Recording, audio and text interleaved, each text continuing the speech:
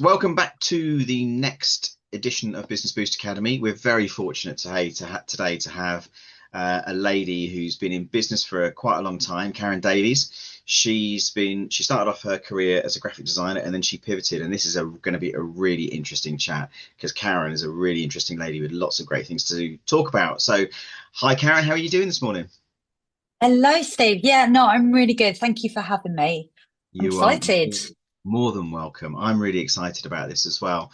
So, Karen, obviously you're now earning your money in a very different way to the way you started when you started your business. Yeah. So, let's give us a bit of background. How did it all come about with you firstly going self-employed, and then actually how your business journey evolved? Yeah, cool. So I launched my branding studio, which was my first business back in 2017. Um, the idea behind it was at the time I wanted to really be around for my children. My eldest daughter had started school and I wanted to be around for the school run. And at that time I was working as a graphic designer at an agency and I was just feeling really trapped. I was feeling stale and they were wanting more of me and I wanted to give them less. So I just woke up one morning and I just said to my husband, I'm going to go it alone. Now's the time that, I start my own thing. Um, because I just became, I think, disillusioned with the whole work and parenting sort of relationship. It was like it didn't seem to work for me. I was going to work, but I was paying huge amounts in childcare for somebody else to sort of look after the kids. And then that was obviously taken. And then obviously the whole thing of creative control and all of that. So I launched my business, but I didn't at the time, if I'm really brutally honest, had no idea what I was doing. And so Yeah. I actually spent the first 9 months going networking, meeting people, and building websites. And it was through doing that that I realized that one thing that was lacking was business owners understanding around the power of branding. Yeah. So when it came to me launching my business, it had to be very much about branding and how that can be infused in their marketing collateral, their messaging, and everything that I would then create for them. So it was an evolution even at that stage. Yeah. But if I'm honest, I had no idea what I was doing. I was winging it for quite a long time. I think everybody goes into business for themselves though, Karen. They're like that. I remember that feeling the day I opened my laptop for the first time on my own. I'd been kind of self-employed for a long time, but actually when I went out on my own for the very, very first time, the day I opened my laptop and sat there and looked at it and thought, right, what am I doing? And What now? it's that what now? What do I do now? It's that feeling of doing that. So how did it go after that? So you've done your nine months, 12 months of networking. Um, Yeah. what happened? Where did that change come about? How did you make that change happen? Yeah, I got very busy very quickly. So what I realized was that the thing that had been missing was the sort of holistic approach to the work that I was doing. So at that time, I was having a lot of conversations with business owners that had worked with web developers that were creating sites, but they weren't delivering results. And so that was a real gap for me because I could see instantly what was missing. And so when it came to coming up with my business idea, and really kind of cementing that concept, I just knew that where I excelled was in the creative space and being able to provide identities and marketing collateral and that would serve businesses in the right way. So I think looking back very early on, I was providing services that went beyond what my clients at that point were expecting. And I would often start a conversation, like somebody would say to me, I've had this website done and I don't like it. It doesn't do what it's meant to do and it doesn't look how I need it to be. So then I would diagnose sort of problems with it. And the same thing came up over and over again. It was very rare where I came across a website that I felt that I really understood the business and what it stood for, and there was like a really strong branding aspect to it. So that for me was really interesting because it was a gap that I knew I could fill. So when I launched my business on the 1st of September 2017, I launched it, calling it Pink Lemon Branding and Design, with that, in mind, because I wanted it to provide holistic services that would be able to enhance businesses and deliver results.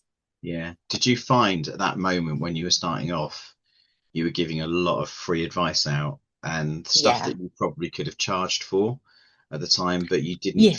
you didn't feel confident in charging for it, or you didn't feel, what was the emotion there behind it? Were you aware that you were doing stuff for free? Yeah, so I think my take on it was slightly different because I was happy to have those conversations. Yeah. And often those conversations would lead into business. I think looking back, I undercharged because I didn't Yeah. know what to charge. But I would convert very early on. So I was fortunate enough that because of I suppose the passion that I brought to the work that I was doing, that people would want to work with me. So I got busy quite quickly, and I always had a pipeline of clients lined up. And I think that held me in good stead because it gave me the sense of I knew that I could do this because people wanted to work with me. So my emotions at that point was very much about delivering a really good service because I wanted the testimonials. That's what I was after. But the reason why I think I probably came at this different was because when I was 28, I actually left a career in London to go and do a 3-year honours degree.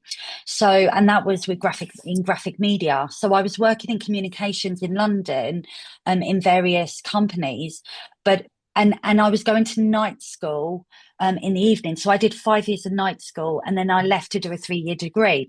So I was already in that mindset of, in order to build a portfolio, in order to be able to move into the work that I wanted to do, I had to give away free stuff because I Yeah. had to prove myself in order to fulfill my portfolio. So when I graduated and I got my honours degree, I had a job that I walked straight into. But I had that mindset. I sort of knew very early on that if I needed to get where I needed to get to, there would have to be an element of me being prepared to do work for free in order to prove that I could do it, and then to leverage that work to be able to then gain new stuff going forward. So I think I was already in that state of mind at the very beginning. Yeah, I've done something similar. I help people a lot and give people advice and that kind of thing, Yeah. because actually it leads on to other things, generally Yeah. speaking. And it's hard sometimes when you sit down and you've given people a lot and they don't end up engaging with you. That feels like Yeah. sometimes a bit of a kick in the teeth. Did you Yeah. ever come across that, or was that something that you never really experienced? Yeah, definitely. And even now, I'm here to serve. So often I will always look at how I can help first before how can I generate income. Yeah, So I always come to the table with that mentality. And often, somebody will say to me, they'll have an idea, or they'll be picking my brains about something, and I will literally be giving them what I charge as a strategy session. And then it might be that they walk away and decide to do it themselves, or they'll go and maybe they've got an established relationship with somebody else. And that can be really challenging, and it can be really, oh, okay, so obviously, but I guess that's part of it, isn't it? yeah, I yeah, think the more you do what you do, I think you become more aware of the red flags yeah. and the intentions of others, and I think that comes with experience. Yeah, I'd Um, agree with that totally. I absolutely agree with that. And I think sometimes as well, you do sometimes sit there and think you don't realize the people that you're talking to are just trying to take that knowledge and energy from you without yeah, actually doing it. I'm very much like you. I'm very much a giving person. I also see myself here to help people. It's primarily Yeah. about helping people. The fact that I get paid for helping people is a bonus, but for me, that's the most important thing, Yeah. and it's the reason that it is my reason that I do what I do, is to stop people feeling the way I once felt. So that it's that Yeah. kind of that's been my sort of driver the whole way along. So you go through the period where you've sort of built the business a bit, you've got a bit of traction, you've got some customers coming along. How did the big pivot come about? And I'll let you explain what the big pivot is, but how did the big pivot come about? And what was the thinking behind that? And how did that evolve? Yeah. So I think looking back, it had to start with my business's first birthday, because I held an event local. So at that time, the way I got my clients was local. I was a local business. I was building my reputation up locally, and I was building contacts. So my first anniversary, I hosted an event and I invited a lot of people in my local network to come along. What I did is I put together goodie bags, and then in that goodie bag was my first digital product that at the Right. time I didn't realize was my first digital product. It was actually a planner that I created that I then went on to sell. Because in the work that I was doing, I was delivering brand strategy sessions at the very point of working with somebody. And I was getting a lot of great feedback about how that was giving them the clarity that they were needing in order to make intentional decisions around their business and their brand and how they were going to show up and all of that. So I took that idea, and that was what I created my first product of. It was my brand strategy planner. Um, and then I went on to create my first online course. I think it must have been sort of within the following year. So I had these things already before I even started to think about really what an online course really meant. It just for me seemed a natural thing because I wanted to help people. I wanted to make what I was doing affordable to entrepreneurs that were starting out in business. And that was the place that I was coming from. So it made sense that if I created automated training, they can have access and they could do it for themselves. And I would just guide them along that process. So then 2020, COVID hit. And at that point, I remember going into my project management system and I had 14 projects on the go. And I had a team of associates that was supporting me in delivering these projects. And I was tired and I was burnt out, but I didn't realize it. I had a moment that really sort of impacted me when one of the clients that I was about to work with, and we'd signed the contract for a 12-month project, brand strategy project. I was about to sign on the dotted line to move ahead with it. COVID hit, and then the project went on hold. So at that point, that was a little bit scary because it was quite a lot of money. And then my projects were one by one, they were going on hold or they were being cancelled, because people were in that fear, and I completely get it. But financially, I was being impacted. And it was a scary time because Yeah. again, my business was local. And then what happened was the client that actually put the project on hold came back to me a month later and said and asked me to reinstate to move forward with the project. But at that point, I'd picked up another project that was taking my attention. So I wasn't available for a period of time to then work on that project.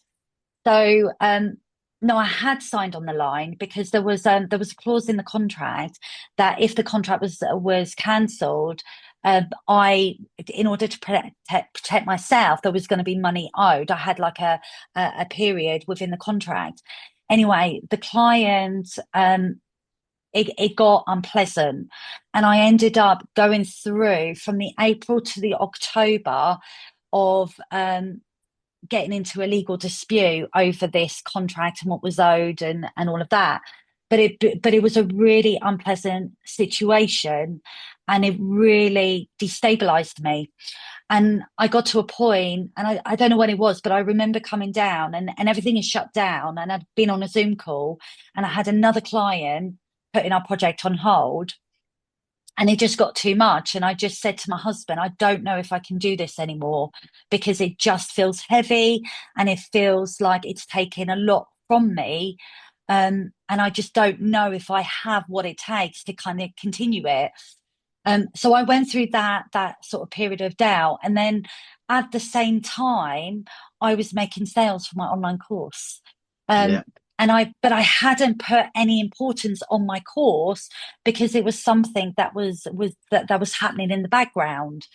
Um, and then so I had this period where, like I say, I was dealing with this client, and it got really nasty, and the client was threatening my reputation, all of this because of Yeah. what was in the contract. And I woke up one morning and I just said to my husband, I said, when things become hard, I'm the kind of person that I will wallow for a little bit and then I come back fighting. I always Yeah. have done. It's almost like you're not going to get the better of me, you Yeah. know. So I woke up one morning and I just said to my husband, I'm gonna make a change. I want to build a business that doesn't take from me, it actually gives me. And I want to build a business that I can create income when I'm not at my desk. And I just remember having that conversation with him and just saying, there is something here because I've been selling this digital planner that's been making me money. My online course is making me money, but yet my focus is so tied to my projects, which is exhausting me. And then I'm having these demands from the clients. I'm having clients cancelling on me or putting things on, and I'm at the mercy of that. And that's impacting my business and it's impacting the way I'm feeling because I don't feel in control. Yeah. So I went through a whole period where it was just everything was up in the air. I didn't know if I was coming or going. And then I made the decision that there was the conversations I started having at the time became very different. So I was a part of an all-female networking group. And during that COVID time, we got on the Zoom call and we'd all have a moan and we'd all kind of, just let off steam as to how we were feeling. And I remember that the theme of it was very much tied to I can't see clients in person, therefore I'm not earning. And then I'm sitting there and I'm thinking, but I'm earning. What? Okay, how am I earning? But they're not. And that's when the whole thing about the online course thing came into play because it was like, hang on a moment, they all have this brilliance that they're selling through their time. They could package it up and then they can sell Yeah. it online. And I think that was my first step into considering moving into that area. And then in the October, what I decided to do, because everything was up in the air, so anything was game. That's how I kind of approached it. I created a 10-week framework and I went out to this network that I was part of. It's an all female network. And I said, I'm looking for 10 women who want to start making money from their knowledge. And I will work with you to create an online course that you can sell and make money from. And it's going to be, I think at the time I charged like a flat fee of like 500 quid. And I said, I'm going to work with 10 women. And I just put it out there. I didn't have any content. I just had an idea. And all I did was I stepped it, 10 steps to get them where I needed them to be. And I think I got 12 or 13 people sign up within a small space of time. And so by the October, I was away and I was working with these ladies, helping them create their first online course. And then it got to Yeah. the October with the client, and I was advised that to take him to small claims, that was the next step. And I then had an honest conversation with my husband, and my husband was like, look, your energy shifted, your focus is shifting. This is a really exciting time for you. Just drop it, walk away, and focus on building something up. And that's what I did. And so from the October onwards, I started to then carve out a whole new business, which I didn't realize I was doing at that time. Yeah. It's so interesting. The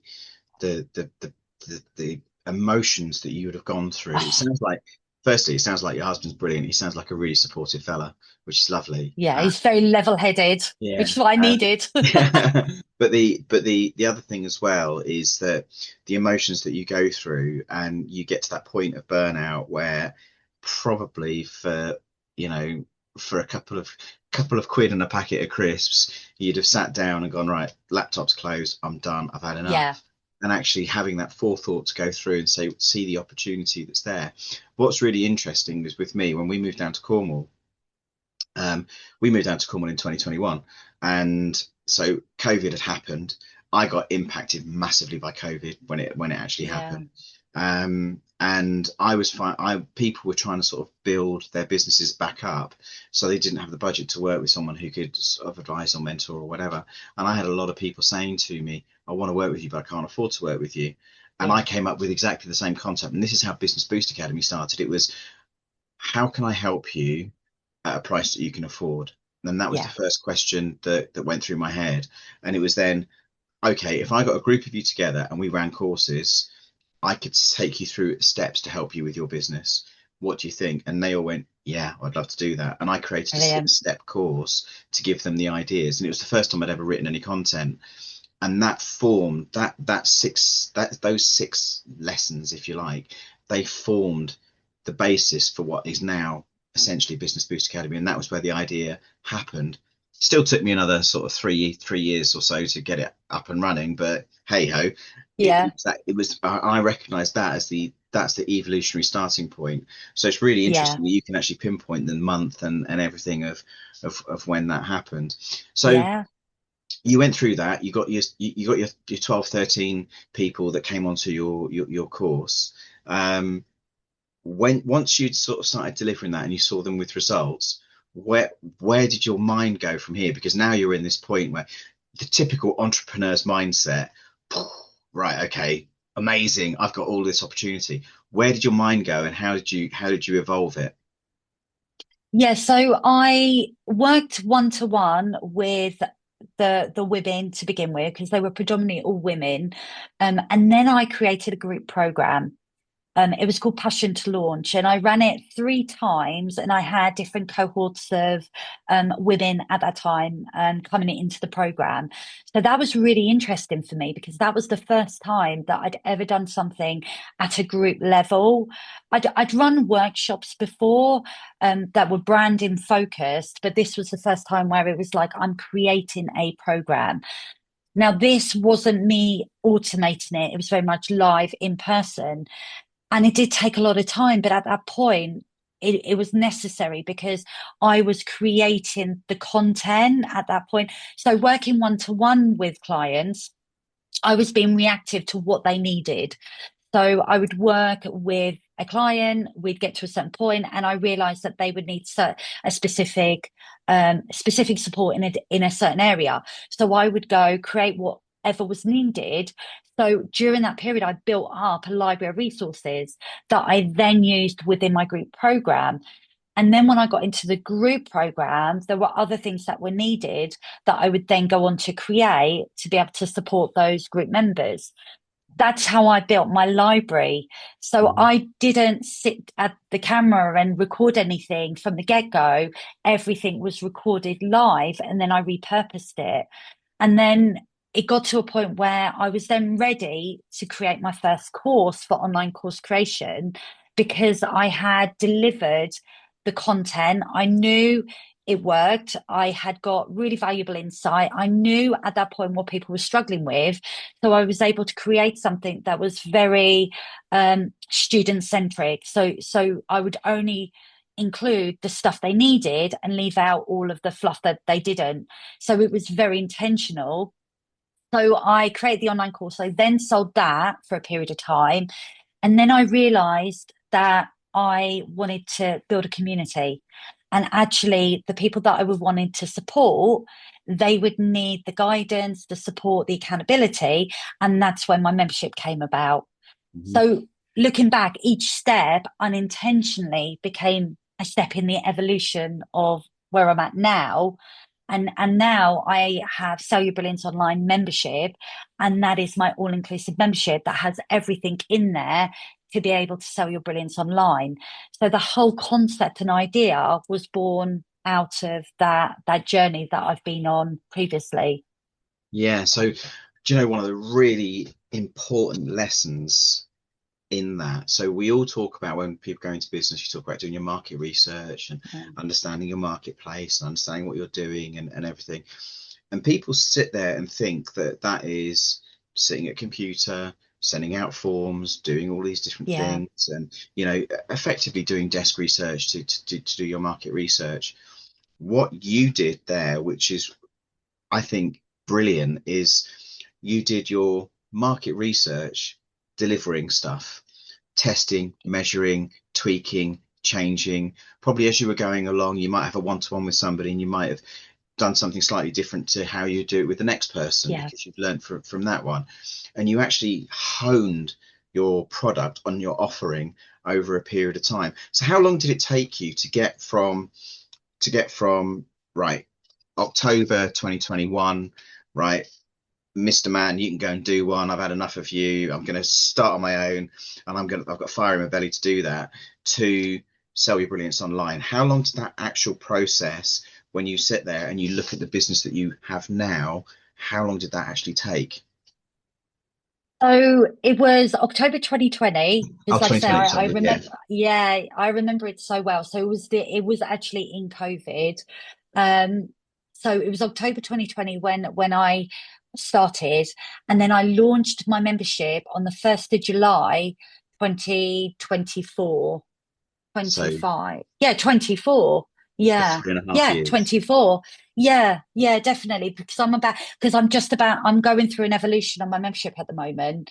So Yeah. again, I've now got data and insight, and I'm in the process of changing things slightly because I now understand or believe that I now know what my members want. And at the time when I launched my membership, I had no idea.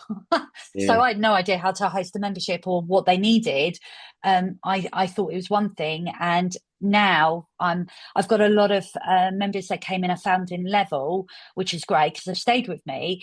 But I've been able to sort of see through conversation what's worked, what hasn't worked, and now I'm going through that next level of the evolution. So version 2.0 will be launched on 1st of March.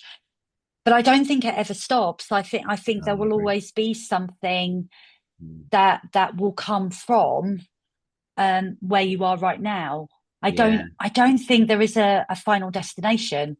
No, I don't think there is either. And again, something else that you said there is about the evolution side of things. As you're sort of building a product, and you have an idea of what your clients want, it's not until you actually start doing it and you realize what your clients actually want. And Yeah, you have that idea in your head. And it's an important thing for people to understand that really, as the business owner, your opinion is irrelevant. yeah, What's relevant is what your audience needs or what your audience wants. That is what's important. And we can go in with our own preconceived ideas about what we think our customers need, but actually it's listening to that feedback and then sort of adjusting it accordingly. And it seems to be that you've done that yeah. naturally, just by, I suppose, whether that's self-awareness or whether that's entrepreneurial attitude, or whatever that is. But you've got to give yourself a bit of credit for the fact that you've had that kind of foresight or insight to be able to do that. So Yeah. where, without giving away any secret sauce or anything, how's the evolution going? Where do you see yourself taking Sell Your Brilliance Online? What happens there? Yeah, so I love what I do, and I think the natural evolutions come from a place of love and joy and passion that I have for my work.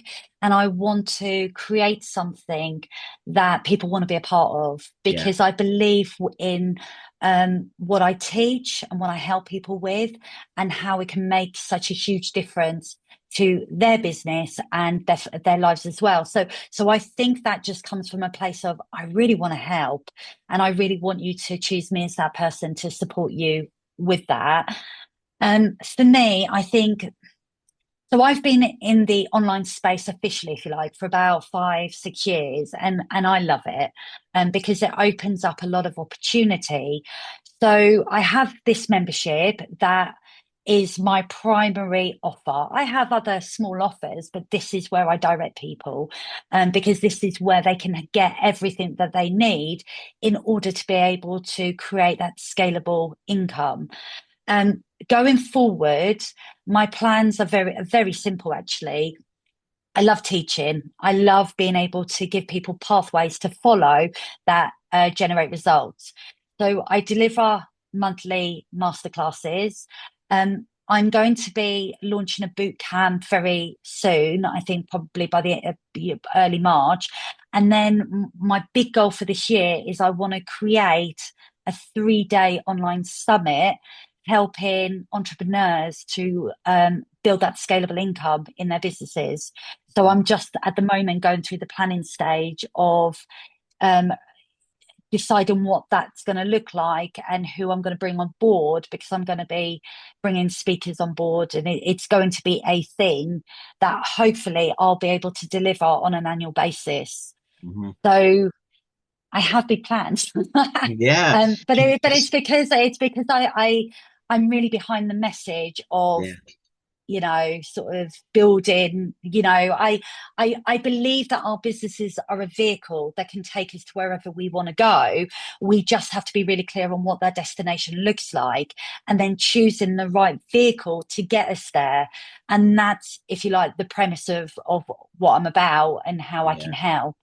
And the vehicle could be 100%. online courses, memberships, digital products, program. It doesn't matter.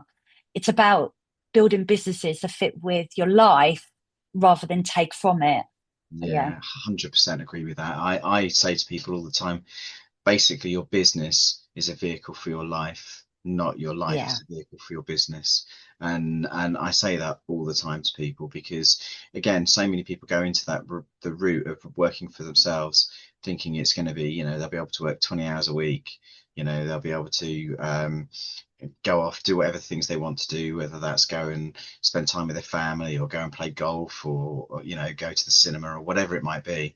And actually, the reality hits. It's all of a sudden, it's like, actually, I need to be doing a lot more than this. And with yeah, with careful planning and careful consideration and looking at where you earn money, how you earn money, and keeping that passion there, you can do that. And the other thing as well is if you're working 80 hours a week, you lose the passion for the business because your life becomes yeah, consumed by it.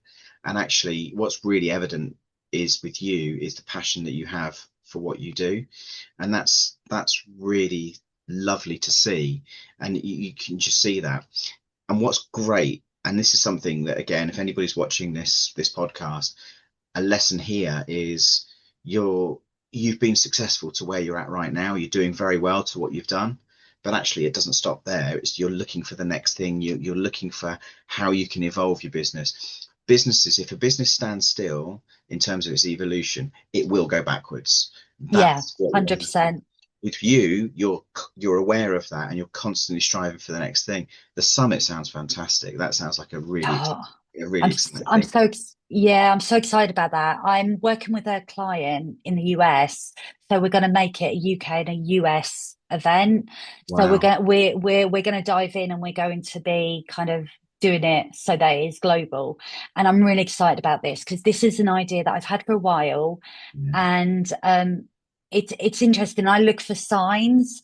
And I was at an event in Phoenix just before Christmas in the US. It was a 3-day event, and I'd had these questions about this summit, and somebody came on stage and they were literally answering my questions. It was so bizarre, but I took that as a sign that it's something that I feel like I need to do. But it's that event's not about me. It's about making what is possible available to other entrepreneurs, but giving Mhm. them the clarity and the insight to know that they can do it, and then giving them the way forward to be able to do it. Mhm. So I'm excited to be a part of that, because it's facilitating other people's growth. And I think that's the point. We're here as people to support other people in the way they move forward. And I think Yeah, it's such a privilege to be able to do that and be in that it position. is. Yeah, it massively is. And when you know that you've helped somebody and you can see how somebody's life has changed because of the support you've given them, it's such a rewarding feeling. It is. I feel it's probably the thing that, for me personally, actually really floats my boat. And Yeah. it's not. It's pride, but it's not personal pride. It's pride. I'm proud for them. I'm proud in what Yeah. they've achieved, and I celebrate in their success rather than in my success. Yeah. It's not about me, and it's never about me. And I think that's something that I really love and doing. I tell a story about a lady who I worked with. She's now one of my closest friends, but and some people may have heard this story before. But basically, what happened was I started working with her. She was a graphic designer actually, and when I started working with her, she I always sit down and say, "What do you want from this?" And I go through the vehicle. You know, the business should be a vehicle for your life, not the other way around. Yeah. And I said, what do you want out of this?" And she turned around to me, and I'll never forget it. And I can remember exactly where I was stood in my garden at the time during lockdown, and we were having a telephone call. I said, "What do you want from this?" And she goes, "I want a divorce."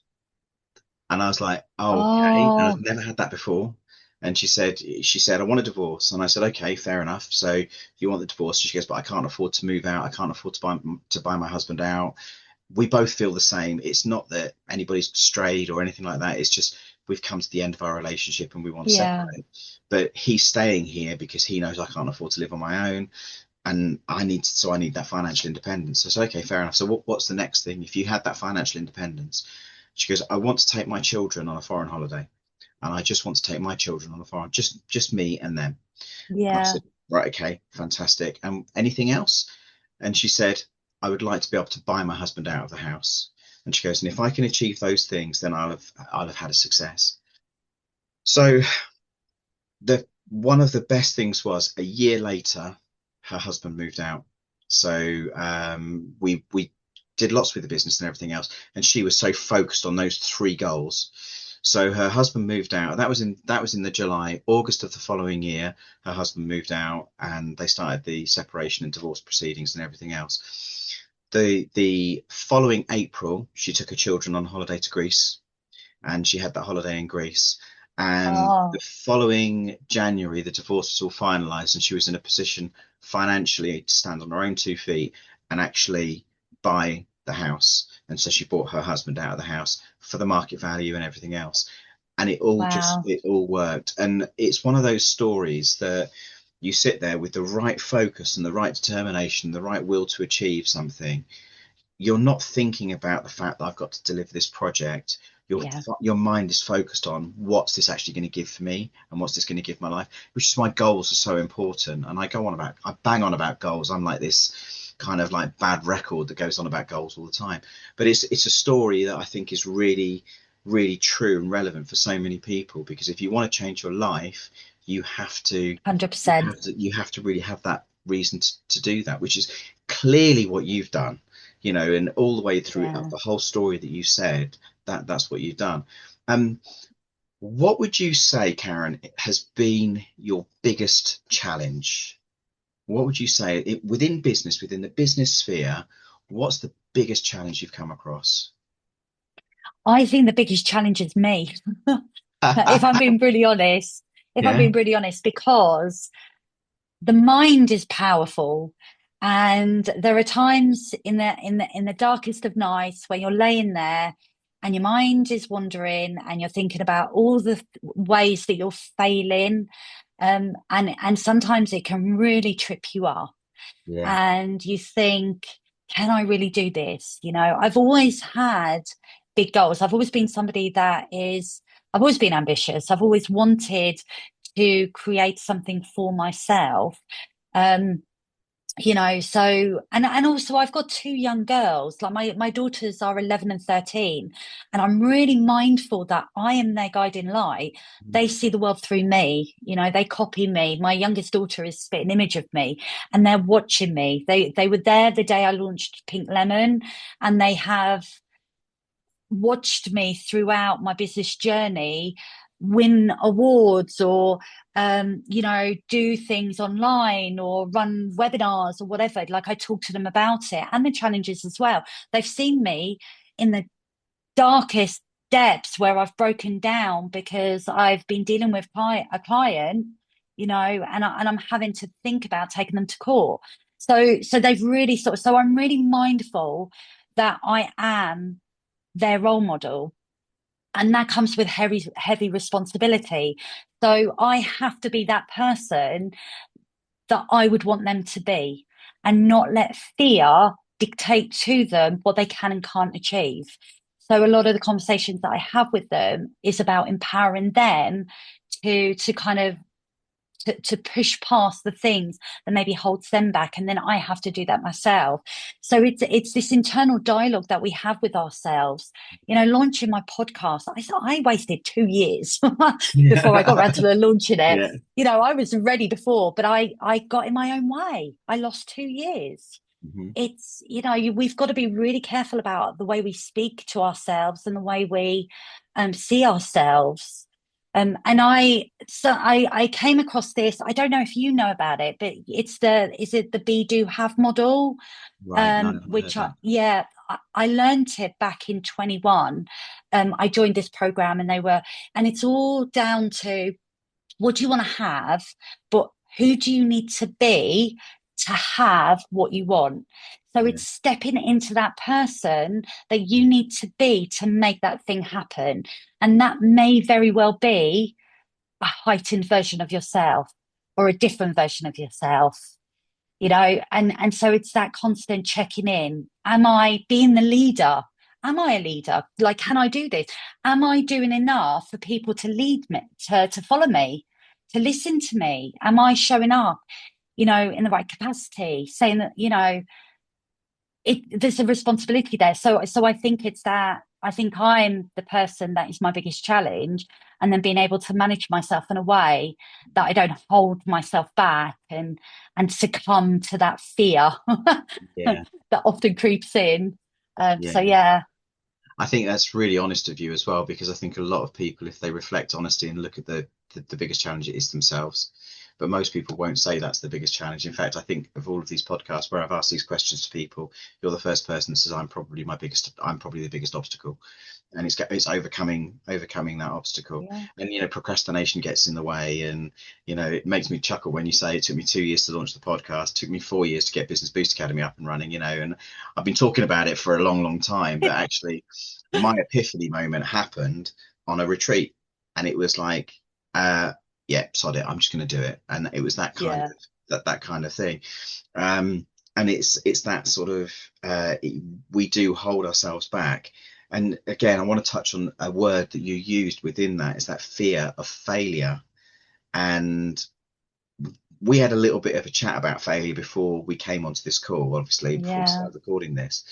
So, and what is your perception of the word fail? What's your thoughts on that word? Because a lot of business owners use it, and they what they do is they often look at the success that they see of other people, and then they measure Yeah. themselves against that, and then they think automatically, I'm a failure because I'm not sort of driving around in that Rolls Royce, or I'm not living the lifestyle that person seems to be living. Yeah.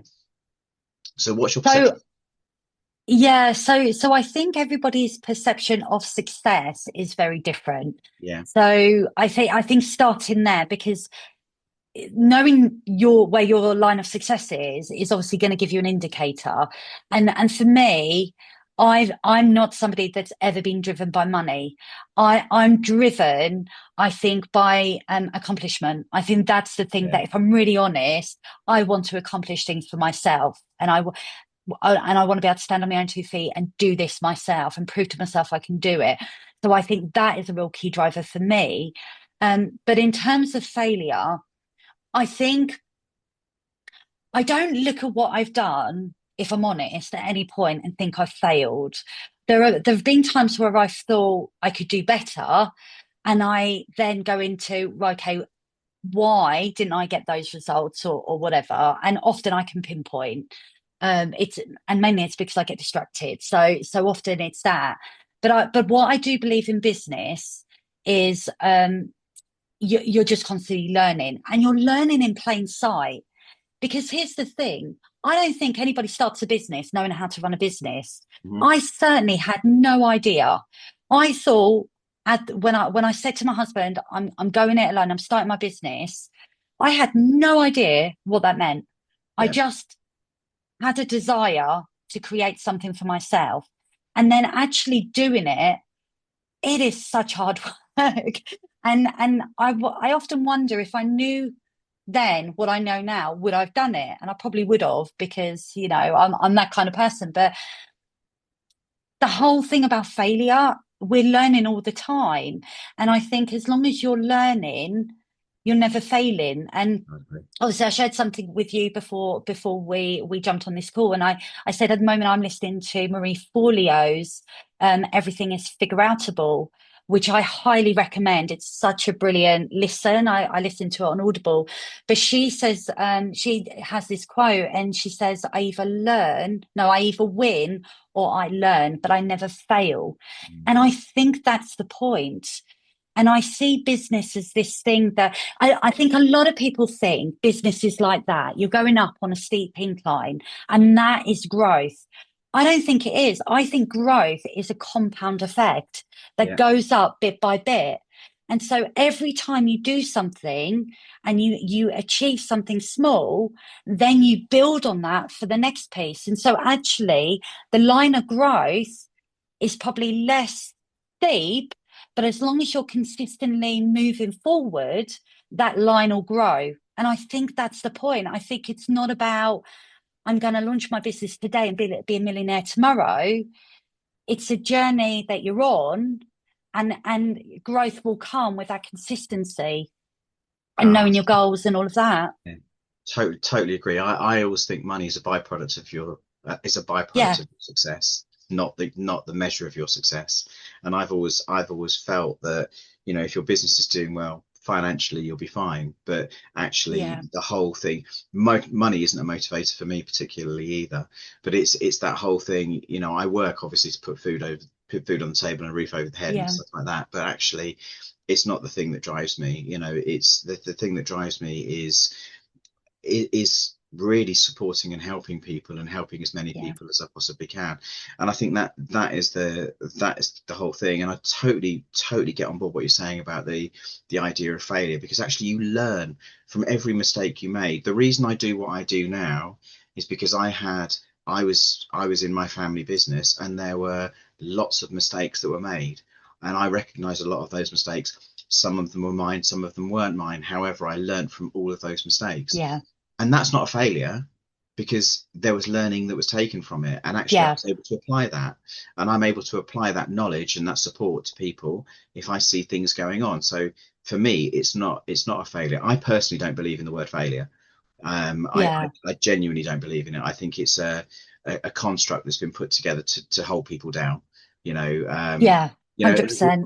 right from the time when you were at, you go from that period. I went to an area where they had selective school system. So you would sit the 11 plus, or the 12 plus as it was back then. And then if you passed the 12 plus, you'd go on to the grammar school. And then if you didn't pass the 12 plus, you'd go on to one of the comprehensive schools. Now, in my area, right, there was a chap who, I can't remember his name now, but in my area, there was a guy who didn't pass his 11 plus, and he went on, and he now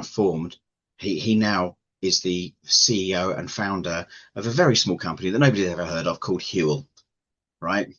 And he was in my area, and he was one of the people that went to the comprehensive school. So actually, Yeah, you know, amazing. that's not a failure. That's somebody who's built an incredibly successful Yeah, empire based out of it. But consequently, at 11 years old, you either pass, or you yeah, pass and go on to the grammar yeah, school where you're going to become a lawyer, a solicitor, an accountant, or whatever, or you go to the comprehensive school, and that's it. Then you just cast aside. So society conditions us to actually hold us down, and yeah, you have this idea of failure, and it gets passed on to children at a very, very young age. Personally, I don't think there's such thing as failure. I think it's just different pathways, and you learn from those pathways. um yeah. I I agree. I think it's just a horrible negative word, and I think you need to try and be positive with those things. So, Yeah, last question, right? You've talked about how important family is for you. You've talked about how important being a role model is for your yeah, daughters, and totally agree with that. Um, if there's one lesson that you could give as somebody who is surviving by themselves, building a business that's genuinely successful, doing very well for themselves, what one piece of advice would you give people who might look to you as a role model, whether that's your daughters, whether that's other people who are looking at you as somebody who's built a business? What's the one piece of business advice you would give somebody that you feel you either wish you'd been given or you'd been given that's really helped you? Oh, I think what I would say is to probably the most important piece of advice I could give somebody would be to back themselves, and to know that everything can be learned and that you don't need to have all the answers. Because my background, it's interesting that you spoke about your schooling. I was exactly the same. I think we must be around the same age, but I was actually held back a year because my dad was in the army, so we travelled around a lot.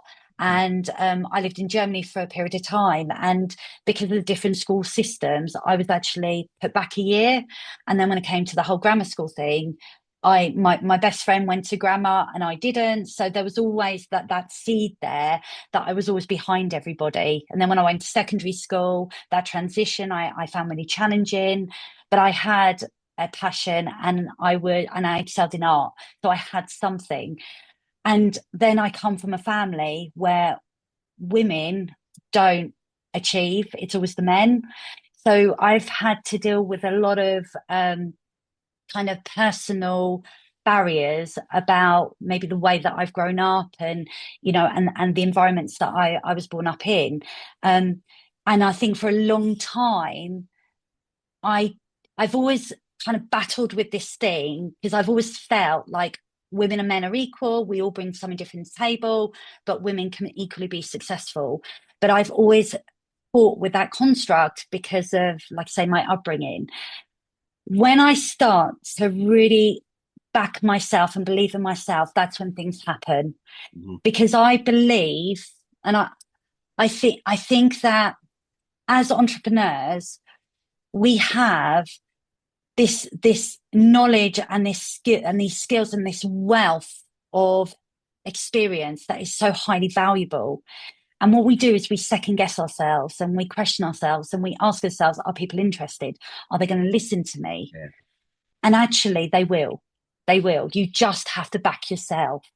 So I think that's probably the most important thing, because that's why I started my podcast, because I wanted to share my voice with the world. I wanted to be heard. I have valuable things to say, and I have valuable things to offer.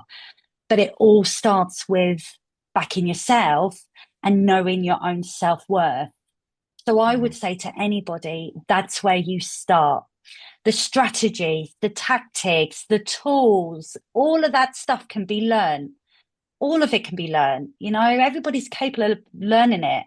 The thing that can't be learned is giving yourself that self-love and knowing that you have what it takes to curate the life that you want.